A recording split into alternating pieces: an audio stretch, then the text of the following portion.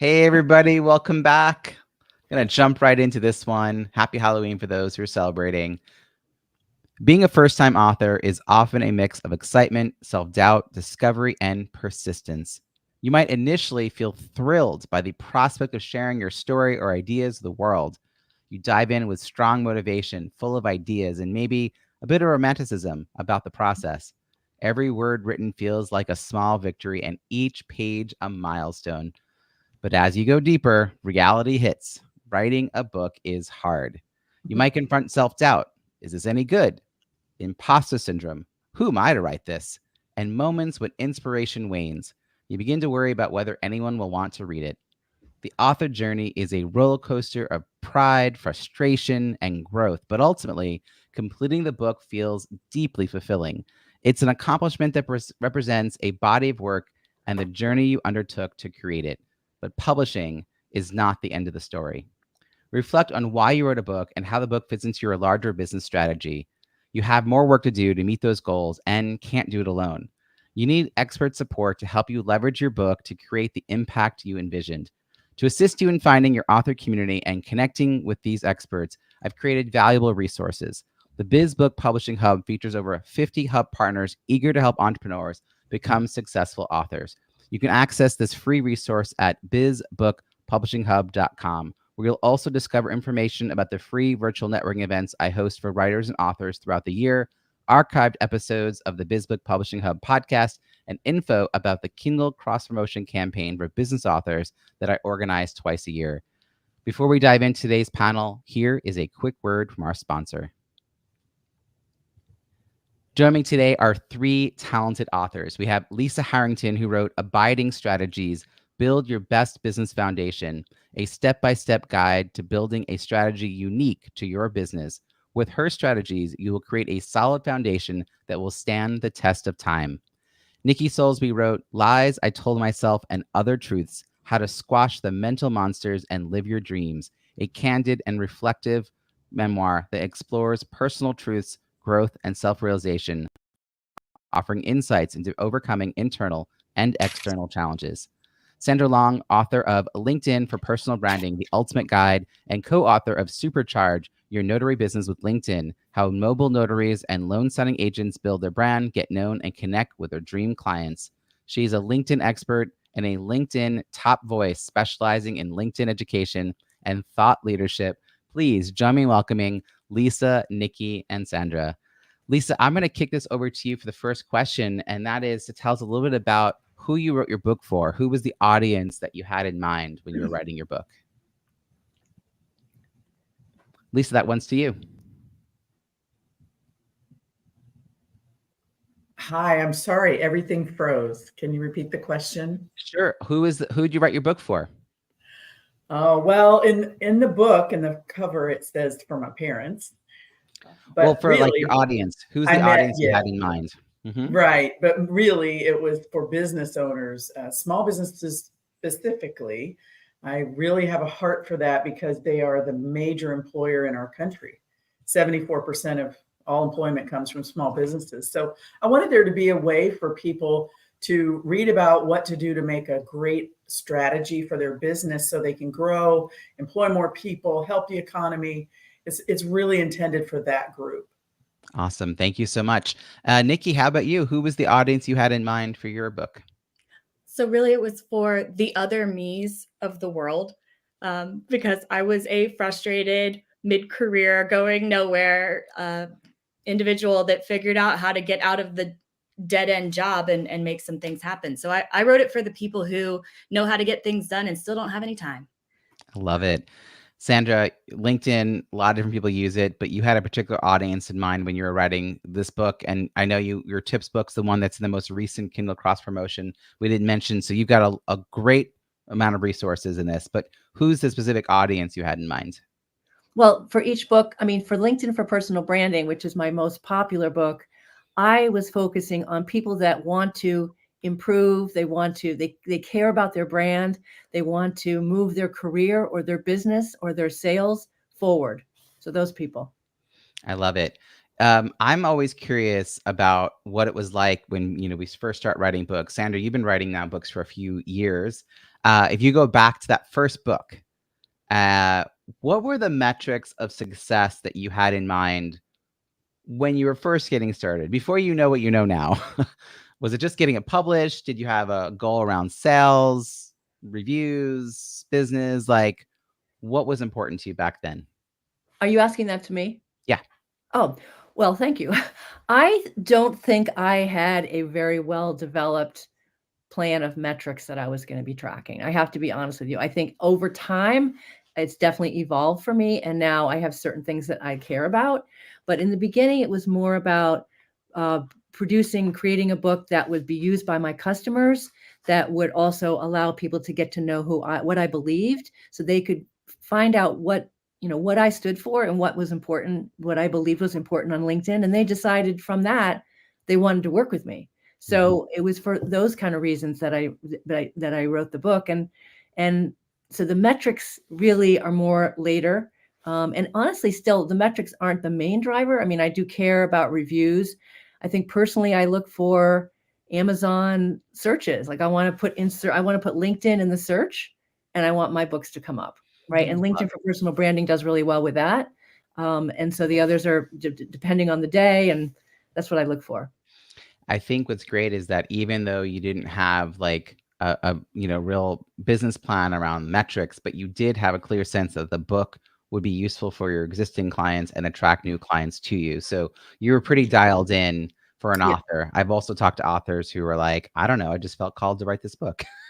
It's like, for who? Let's make sure people listen to it. So we'll come back and see if there's anything more to share about what's evolved for you. But let's go over to Nikki. Nikki, same kind of question. First of all, is this your only book? Do you have other books out there? This is the only one. This is the book. Okay.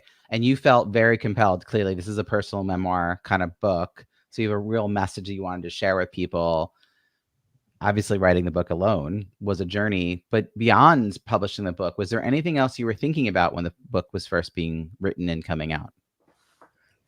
Yeah, the metric that I was really measuring was book sales. And I have a spreadsheet, I'm sure I could still find it, that says, here's how much royalty I make on the Kindle version. Here's how much I make on the print version, right? So how many copies, and if I split it based on these metrics, how many copies of this book do I need to make my investment back? That's what I thought was winning. If I could just make my money back, that would be great. Wow. I mean, God, I'm so glad you shared that. I mean, I this is an awkward place to start the panel, but I always want people listening to know that we know where they're coming from. Like, obviously, like years later, everyone has a different perspective as an author. We've built things we didn't even know were possible. We have opportunities in front of us we wouldn't even know to ask for. None of that would have happened if you don't go out and actually publish the book. But it is funny that initially it's just like, can I recoup the investment that I made in getting the book published, and how many individual book sales, Kindle version, paperback version? It's like, nope. Right. It's a very mathematical problem. It's not, it's not really thinking the bigger picture. I'm curious now, kind of with a little bit of hindsight, what has the book allowed you to do revenue wise that you wouldn't have had before? Are you speaking now because of the book? Are you coaching? Like, what else is happening? Yeah, so I accidentally started a business because I wrote the book. So I wrote the book, a friend posted about it on LinkedIn, and somebody picked me to speak at their like women in business lunch and learn type thing. And then I got a paid speaking gig after that. And then I got another one. And then somebody asked, do you do coaching? I'm like, you going to pay me? They're like, yeah. I'm like, sweet. Yes. All right. We'll do that then. So that's how it happened. And how long ago did this all start to unroll into a reality? Well, it was June. Well, I published in May of 2021 because I had my son in June of 2021, which was a poor life decisions. Okay. Like, don't do that. But it happened 3 months after I delivered my son is when I did my first speaking engagement. Wow. So in some ways, maybe do that in the sense that if you'd waited, I don't know if you would have had the time or energy to get the book published. And that's why I did it. You had 3 months for the book to kind of get out into the world through your circles of friends and your network. and then people started inviting you to come speak. And I think it's really cool. I want to come back to you about why I have your book included in the Kindle cross promotion, because the way I define business books, I think fits with your book, which most people wouldn't recognize. Let me come over here to Lisa. Lisa, is this you have this book? Is there another book you have also wrote? Yes, I had two. I published my first book in March of 2013. It's called Taking in Strays, and it's leadership lessons from unexpected places, which is my animals. I've had dozens of animals over the years, and I wrote that book to support my keynote practice. At that time, I was mostly just going, speaking to groups, and I wanted them to have a sense of sort of my voice and how it would be on stage. I did not write it to sell books, although I have sold some. A lot of times I'll bring the book to different events and then I'll donate the proceeds to a charity, and that gets people to come. I love doing that. But that book was all about the animals. And then it was 22 before I wrote the second book, Abiding Strategies. And that's more business focused. It's a little more serious, although the other one has lots of lessons as well. Mm-hmm. And again, it was more, in this case, it was to document my very unique process for writing a strategy for a business. So when they hire me, they'll have the book, they'll have the workbook that goes with it. They'll know exactly how I'm going to process. And I even wanted to give it away. I like the idea that somebody can buy my book, follow the workbook, and build their own strategy.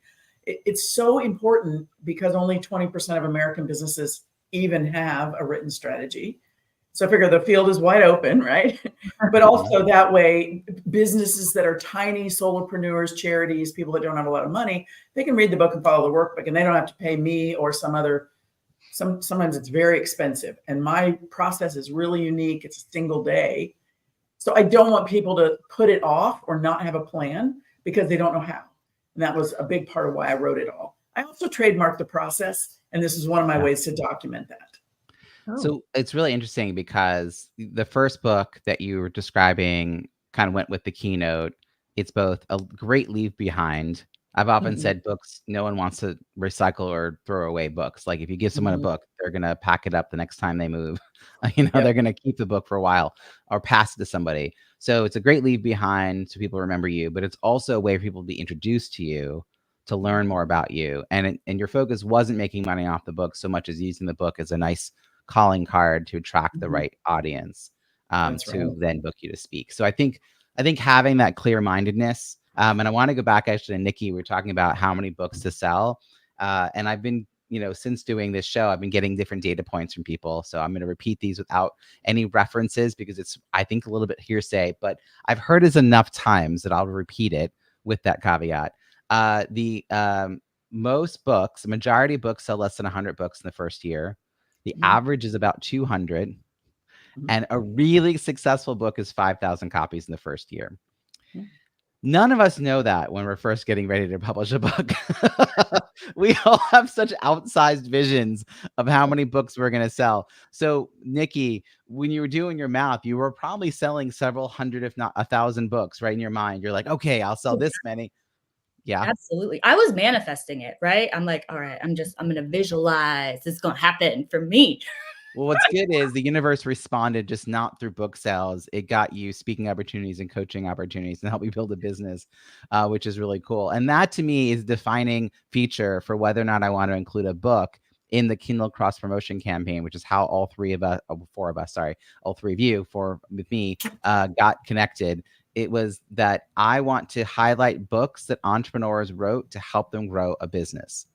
And so some memoirs, that is what's happening. I wouldn't like carte blanche want every memoir ever written to come in because that's not true for most memoirs, so that they're going to build a whole speaking opportunity off of it. But it's pretty cool that you've done that and turned it into coaching and all the rest. Sandra, I feel like you have a really well-developed, clear business proposition, like what you do. But I imagine that wasn't always the case. Did the book help you crystallize that? Or did you already have that figured out? And then the book, like which came first, the fact that you want to do LinkedIn and personal branding, and therefore the book, or did the book help you crystallize the idea and the audience? Well, the book just helped crystallize everything because every single thing I do now, the book is a part of it. So when I do a speaking engagement or training, typically it's in every proposal. And it doesn't make sense for them to hire me to speak without getting the book. And I explained to them why, because the audience is going to be very interested in this topic. And I spend an hour with them, and then they're going to want more. And this is a great thing they can take back as a takeaway. And it can be like, whether it's a gift for the colleagues or audience, and they can then do more. They can dig deeper after I'm gone. So, and it's also something that I use with every consulting, coaching. So it's both helping, it's helping sort of solidify the products that I have, but also as a entree to me. So any prospect that I get, someone who reaches out and says, I'm interested in training for my team, or I'm interested in coaching or consulting, typically I'll send them my book so they get a sense of what it's all about. And that's so it becomes sort of a lead in to a great conversation. So it's really part of everything that I do. How much of that whole process could you have thought of before the book came out? Do you feel like the book had to come out first, and then you were like, oh, wait, I could use it this way, this way, this way? Yeah. I mean, I think I honestly wasn't thinking about a lot of this beforehand, to be truthful. And one of my favorite things is, yes, I get Amazon sales, which do pretty well, but the bulk sales for my clients are really great, because I'll do the program and I'll send 100, 200, 300 books directly from Amazon. You can buy them as author copies and send them off. So I've tried to perfect that and do a better job of putting together packages for bundles, for bulk opportunities. And that's really paid off for me. Yeah, I think when you and I talked about this previously, you had a really great system for incentivizing people to do bulk orders by making the process really simple, by giving them price breaks, maybe some bonus content. So I have an order form if they have a pro, and here's a couple of times it's happened where they couldn't afford me for speaking, but they ended up buying 300 books. So, I mean, I much rather be doing something.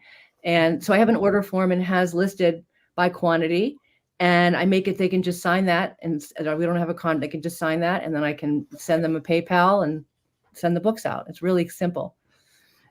Lois Kramer, I just did her book launch party. She's a really well-known figure in the National Speakers Association. And she wrote a book called Book More Business. And her second edition subtitle is Make More Money Speaking. So she has a line about, like, would it make sense if, and then she basically leads that into buying the book to go with my talk, because of everything you just said. Like, if you just weave that in, it does make sense. It's not a hard sell. It's like, oh yeah, we do want people to actually implement the strategies, because a keynote is more kind of just an exciting spotlight on an idea, like a little invigoration around it. But like, the actual follow through is not. It's like, step by step, am I checking a list, doing the thing? And so having those resources is so incredible to have that on there. Lisa, I think likewise, it sounds like, you've developed your business to get really clear about the audience you want to work with, these small business owners, and you've got this particular process that you want to share with them. As you were writing the second book, was your process being further refined because you were now documenting it, or did you already have that process laid out and it was really just a matter of it being in a book format? I was definitely refined as I went. The specific thing that happened during the writing of the book, I realized I needed a companion workbook, because the way my process is, if I'm standing in front of the room for 6 or 7 hours and walking you through the strategic planning process, that's great. But if you're reading the book, you don't really have all the steps. The stuff that was in my head that's just spoken in the room is what I put in the workbook. That way, not only people that are paying me to stand up in the front of the room and do it, they can be following along in the workbook. And I include that in, when I set them up, but then they also could do it by themselves. And especially if they're a charity or something. So, when I was writing my second book, I had this process that I had been using with coaching clients to help them wake up their network. And when I was coaching them, I mean, the first time I ever did it, I was like, make a list of 100 people.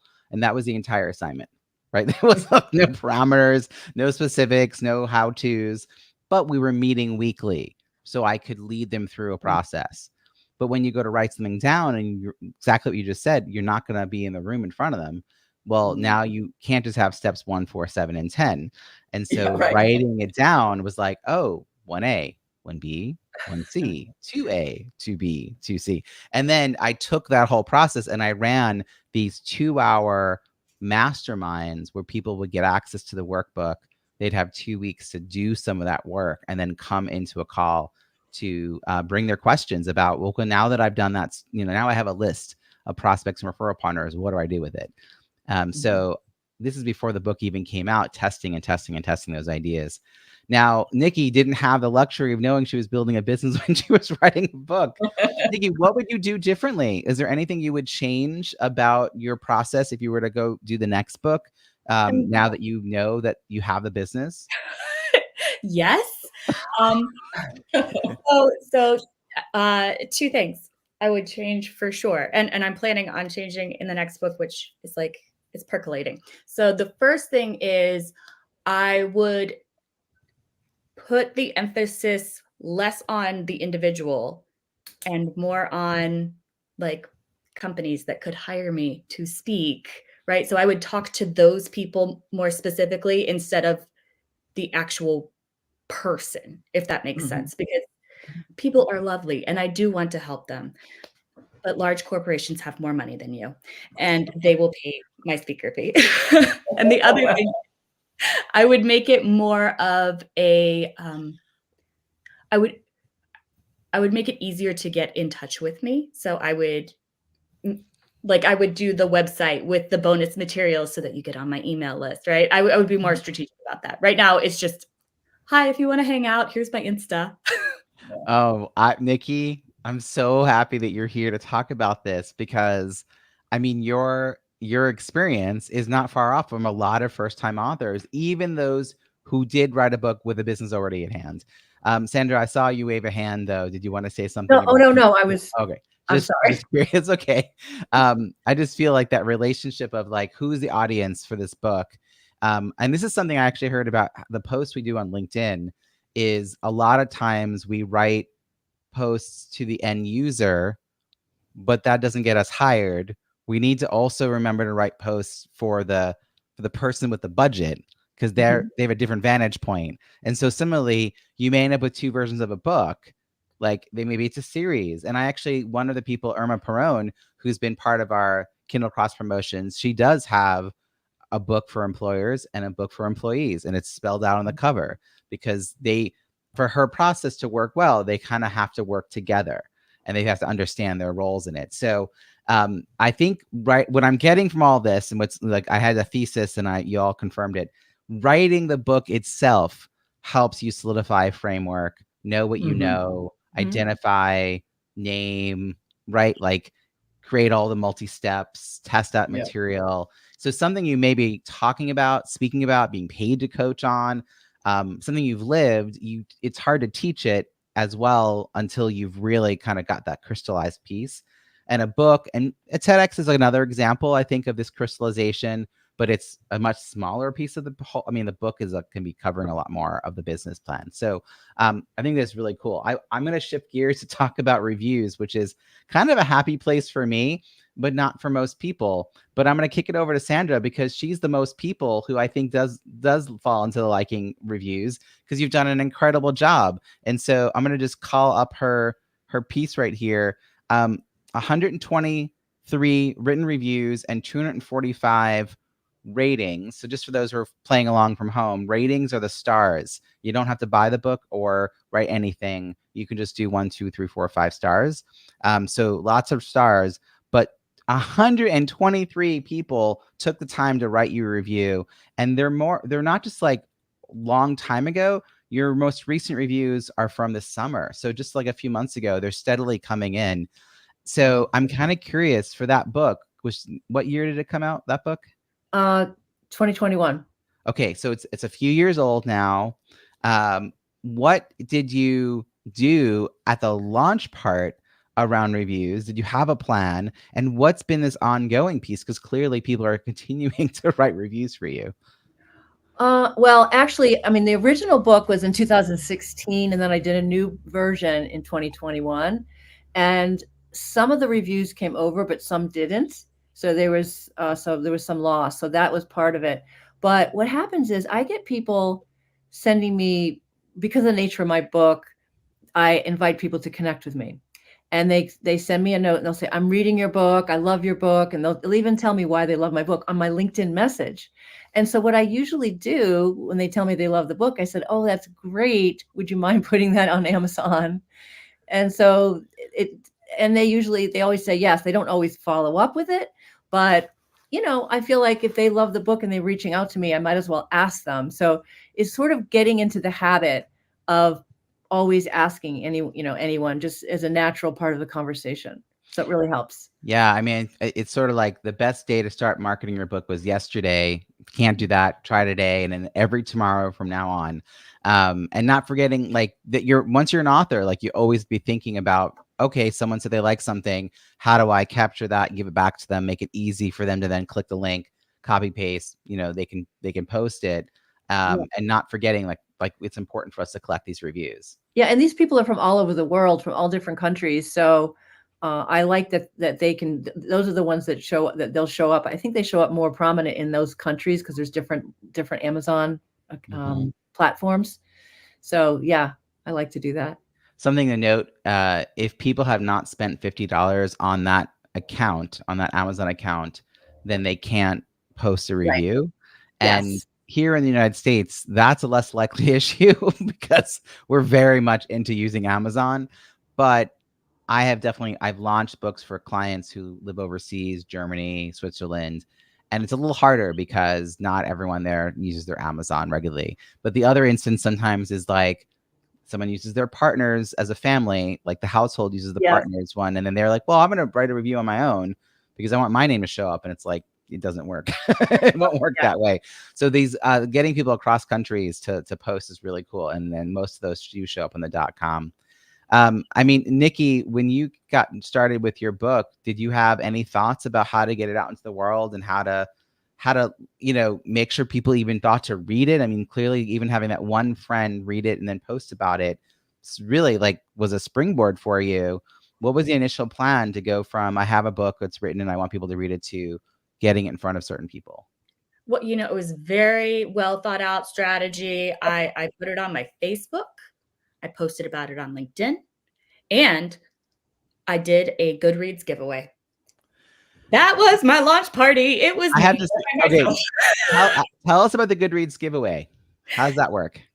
So for fairly inexpensive, it's like what, $150 or something like that. It's not a big deal.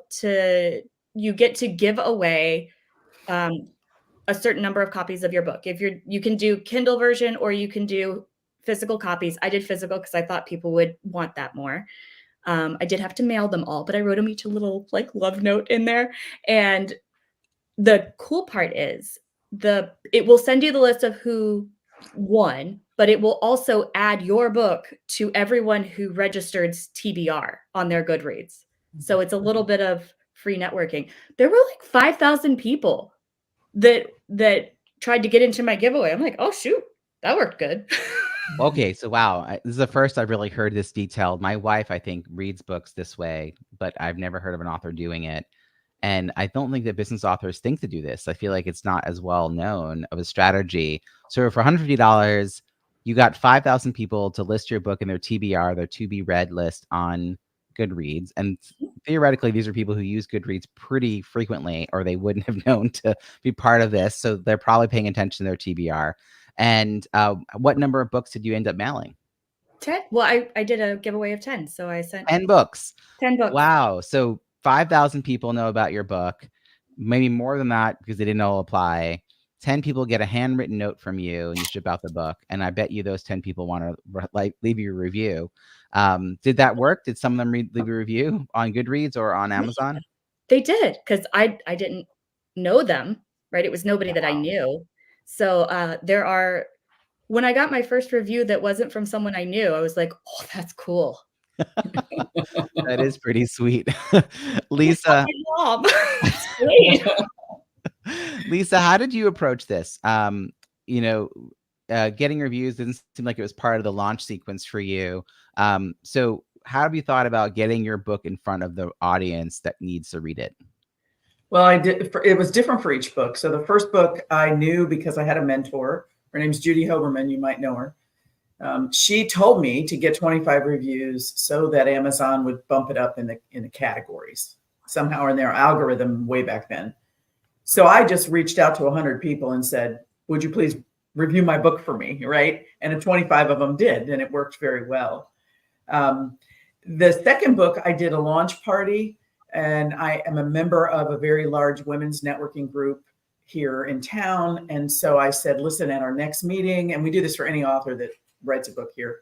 I said, we're going to do a big launch party for me. It was February of 2022. So people were ready and anxious to get back out in the world, you know, after all that had happened. I actually used COVID as my time frame to do the writing because we were all home.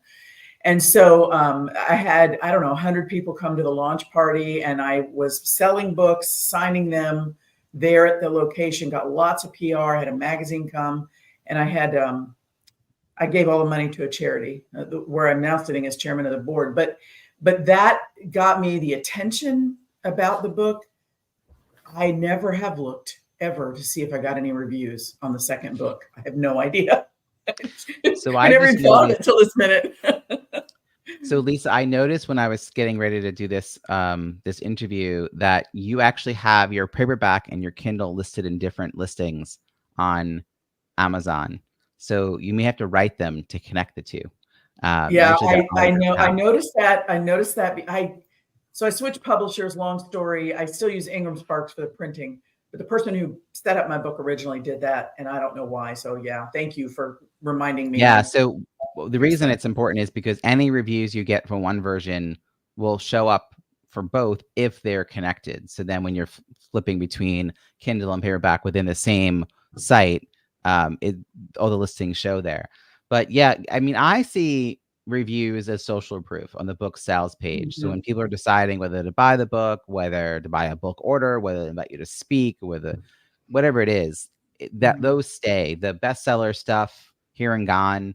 I know, Sandra, you definitely had some bestseller things happen for your books because your books, like, you know, they're the kind of books people buy really quick and like everyone's excited about it. But then, you know, the buzz goes away. Like, you're happy if it keeps listing and getting bought. I know this last go around, I think in July, you also had a really good showing with your book. So, and then you switched it out. You put this book in your tips book. Yeah. It's sitting on, this is because I have this, like, I'm going to get this done. And I keep opening it and looking at the next page. So one by one, I'm like, going to read my way through. I'm like, how many tips are there? 67. You know, I'm on like 4. But I'll get there. And I purposely bought the paperback because I know that if it was a Kindle version, I would completely forget about it. So yeah, it's just sitting here on my desk as a reminder to go through my profile. Every time I think I want to ask Sandra a question, I go, wait, don't bother her. Go look at the book. Don't bother her yet. Figure out if she hasn't already addressed the question, which is another reason I love creating books, because then people can answer those questions themselves. Like Lisa said, let them DIY their way through the process a little bit. Yep. So I would love to hear kind of the best marketing strategy. Does anyone have a really good strategy that led to a big surplus of book sales? And I know we've got bulk sales as far as like with speaking, but is there anything else that you managed to do, like get into book clubs or I mean, what Nikki said about sort of getting a lot of visibility through the Goodreads giveaway was pretty cool. Didn't lead to direct sales, but the idea that, like, what's something you can do that spikes a lot of attention and ideally some book sales? Has anything led to that? Oh, Lisa, go for it. And then Sandra. So it follows on something Sandra said earlier. I offer the bulk books, but for no extra charge, I put in a customized flyleaf. So it's printed in the book that this book was given to the attendees of XYZ meeting. So I have had clients buy boxes of books, customize that flyleaf, and in one sale, I get 80 books sold or 40 books or whatever. They love that they can customize it, especially when it's a client of mine that's hosting an event for clients of theirs, right? I also had a client buy a whole box of the first book for their employees because it's a fun book. It's an easy read, and they thought it was a good Christmas present because it's also a leadership book. So that little tiny thing of adding that free flyleaf customization seem to go over. Is your book a hardcover or paperback? Where does the No, flyleaf? it's a soft cover and Kindle. I don't do a hardback. Okay, so help us understand, for those who aren't familiar, what does the flyleaf mean? So the first page after the cover is usually blank, and they put that customization there for me. Got it. Awesome. Wow, that's very cool. I once did something where my first book is about networking at conferences. So it's the only book I have a lot of experience bringing in person, selling in bulk, because it was very much about speaking at these in-person events. But I created a bookmark that had my signature and my like little tagline. And if they co-branded it, then I would give them that file and the specs, and they can go order these themselves and put their branding. If they didn't want to co-brand, then I would use the flip side to put the QR code or the link to get my tips thing and the opt-in. And what I didn't want to do was sit behind a desk and sign books. So I'd walk around with a Sharpie in my pocket. And if I was talking to people afterwards, I would sign their book while we were chatting. But everyone kind of got that put into the book as they were coming in or as they were leaving. So these little ways to personalize, to a company could be really useful. Sandra, what was your idea that you had for sort of how to boost a lot of visibility or sales? Yeah, so for me, it's LinkedIn, using LinkedIn. And so as an author, there's a lot of things we can do on our profile. And so especially, and for me, I have it right in my headline, author of LinkedIn for personal branding. So as I'm commenting, I'm very active with commenting. People see, if they like my comment, they'll see that my face, my name, author of LinkedIn for, I know I get sales from this. And I know I get discovered. But then on top of that, I use my sections of my book to help me create content. I can repurpose parts of it for LinkedIn. So I've got little video tips that are based from my new book, my tip book. I take out sections of my LinkedIn for personal branding and use it for articles, newsletters, and longer posts. So I repurpose, and then I can give good value, like educational value. And at the end, I can say, this is a segment or a section from such and such a book. So I feel like it keeps me steady as far as people knowing about my books and buying my books. This goes back to recognize that you're an author and live as an author, talk about your book, repurpose the content. No reason to start over again from scratch, recreating the wheel. You've already said it well, like share it out there. Nikki, what would you like to add? I would like to add a thing not to do. Okay. Love it. So the thing that I did that I thought was brilliant, I was a bookstagrammer before I was an author. And I had several bookstagrammers reach out to me with big audiences, and they promised to write a review of my book. And they did. And I didn't spend that much money. I think I only spent like $500 from a variety of people. I sold 0 books. So maybe if somebody reaches out and asks to promote your book on Instagram, I don't know. I just wouldn't do it. Yeah. Wow. I get those requests all the time because I write about authors and writing. My favorite actually on LinkedIn is when people say, I see you have such a great profile. You've done so much. Have you ever thought about writing a book? Yeah. And I say, that's funny. Maybe you should rewrite your message so it's not such a blatant lie. Yeah. You have not seen my profile because I've written 3 books. So it's just it's one of those weird things. So yeah, I think that hit or miss about the target audience for a book. I have had more success when it's been a very specific audience that I've been reaching out to get the book in front of, as opposed to Instagram writ large. Like that, I think is really maybe something to investigate. I would also ask them for like some receipts about people actually selling books. Yeah. Can you talk to 3 people who've had some outcome that you'd like to replicate? We can always do due diligence on that. Smart. As we're moving on this, before we get to our final questions, Nikki, you kind of raised this point earlier about being easy to be discovered.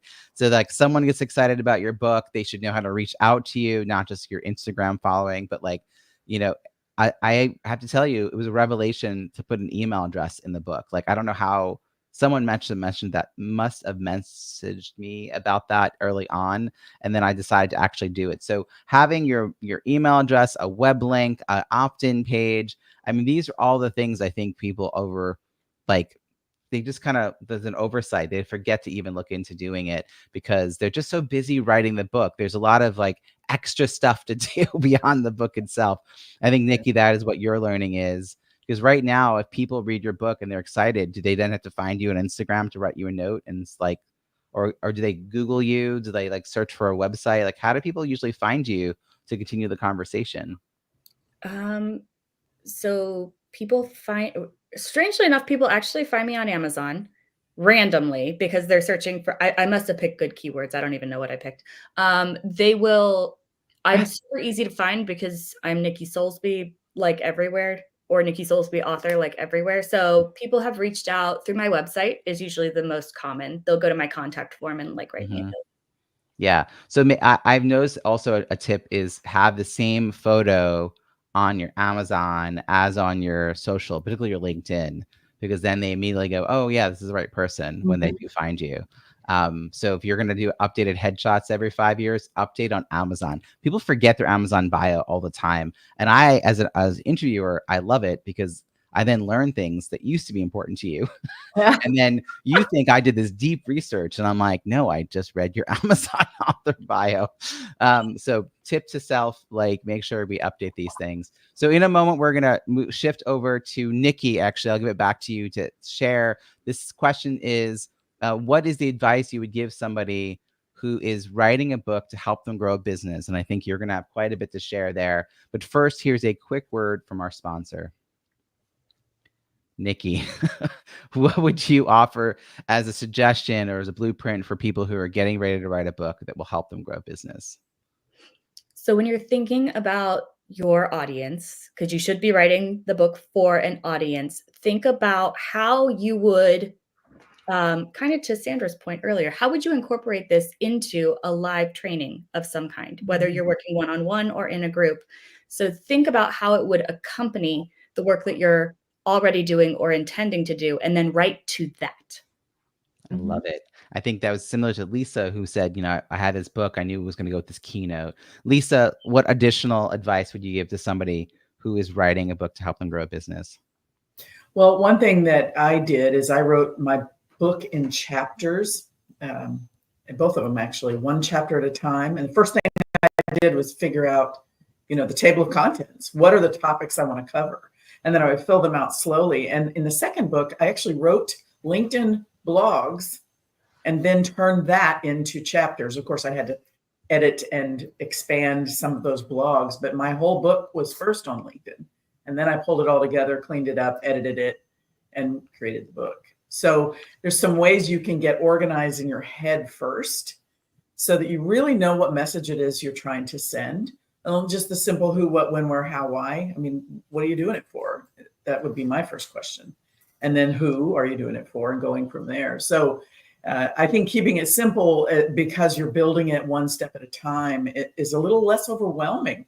If you think about, I need to write, I don't know, 50,000 words or whatever it is, that can be overwhelming. But if you say, I'm going to do it 500 words at a time, it'll be a lot easier. So a couple of things I want to take away from that. One is I love that you were writing the book in public. I think too many write a book in private. I talked to someone over the summer who was telling me about the book that they were almost ready to publish, and somehow she let slip that nobody knew she was writing it. And when I questioned her about that, she meant nobody knew she was writing it.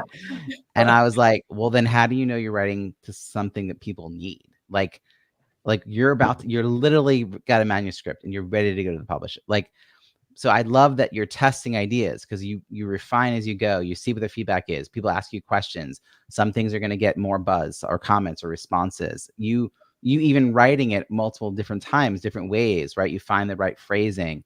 You work out the kinks. So I love the idea of testing this. Like I did it with small groups and masterminds. You can run workshops on your content. You could be posting on blogs. I love this idea. And also 50,000 words is a huge book in the context of a business book. It's probably the number that we know because it's like a novel. A novel is 50,000 words.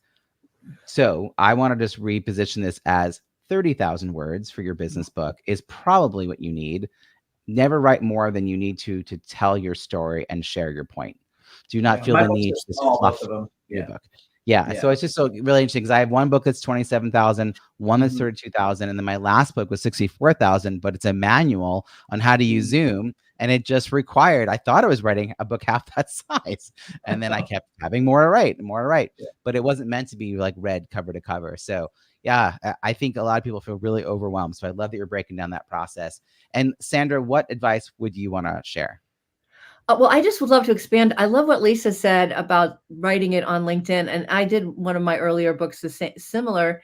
And what I want to add is not only is it gets you out there, but you get to listen to the comments, and there might be a different angle or way you might take something because it's out there. So I loved what she said, actually.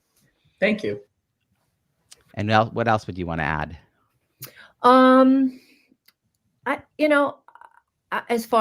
I would say chunking things down. Like it's a big thing to have hanging over you. And so for me, I'm a morning person. So I would try to do a certain set of my amount of writing, and I have a goal every morning because I can't do it in the afternoon. I just need to like block everything out and focus. So that's kind of what I did.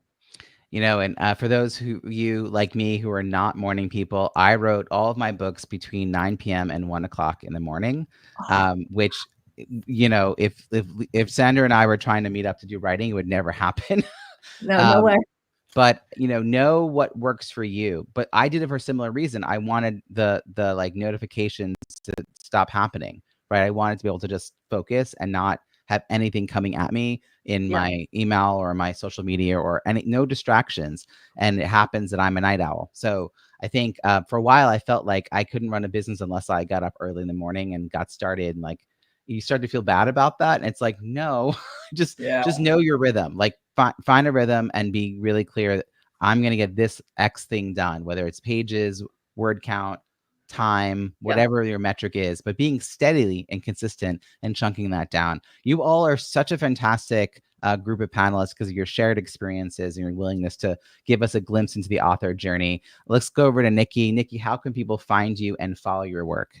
Yeah, well, I told you already. I am at Nikki Soulsby author, basically everywhere. But if you actually want to communicate with me, I'm on LinkedIn, my website, or Instagram. If you go to Facebook, just forget it. I'm not checking. I'm just not doing it.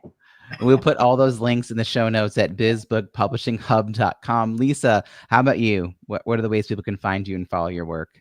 Well, I've got a Facebook page for Taking in Strays. I've got one for Abiding Strategy. I've got websites for every book name, every book title, and it all goes to the same place, and there's a contact us form.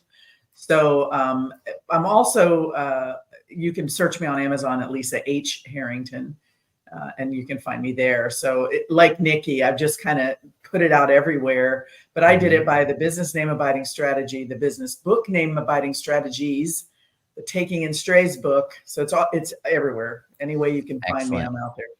Fantastic. And Sandra, what about you? 2 ways. Number one is LinkedIn, and the other one is Amazon. If you just put LinkedIn in Amazon, my books will come up.